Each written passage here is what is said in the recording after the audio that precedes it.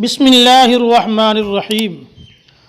حضرت شیخ محی الدین ابن عربی رحمۃ اللہ تعالی علیہ فرماتے ہیں کہ حضور اکرم صلی اللہ علیہ وسلم کی یہ حدیث میرے پاس پہنچی ہے کہ جو بندہ 70,000 مرتبہ کلمہ لا الہ الا اللہ پڑھے گا اس کی مغفرت ہوگی، اور جس کے لیے پڑھے گا اس کی بھی مغفرت ہوگی۔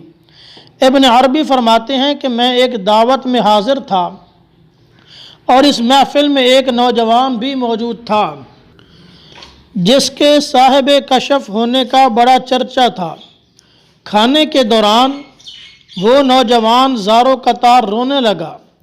میں نے اس سے پوچھا کہ بھائی کیا بات ہے؟ کہنے لگا کہ میری والدہ کی قبر کی زندگی میرے سامنے واضح ہوئی ہے، اور میں نے اپنی والدہ کو دیکھا کہ وہ عذاب قبر کے اندر مبتلا ہے، تو اس لیے میں رو پڑا۔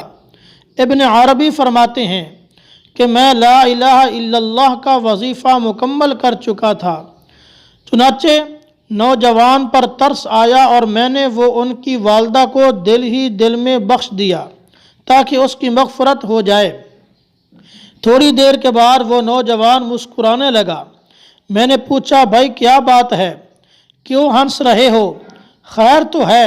کہنے لگا ابھی ابھی میری والدہ کی مغفرت کا منظر میرے سامنے منکشف ہوا ہے، اس لیے میں خوش ہو رہا ہوں۔ تو ابن عربی رحمۃ اللہ تعالی علیہ فرماتے ہیں کہ اس روحانی واردات کے ذریعے میرے سامنے دو چیزیں واضح ہوئیں۔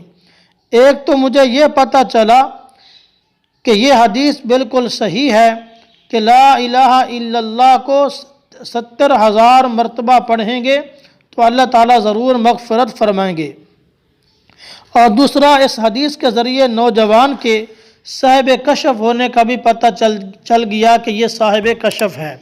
تو اس لیے سب احباب سے درخواست ہے کہ اپنی زندگی میں 70,000 دفعہ لا الہ الا اللہ کا وظیفہ پورا کر لیں، اور اللہ تبارک و تعالی سے دعا کریں کہ اللہ اس کی برکت سے ہماری مغفرت فرمائے، تو اللہ ضرور مغفرت فرمائے گا۔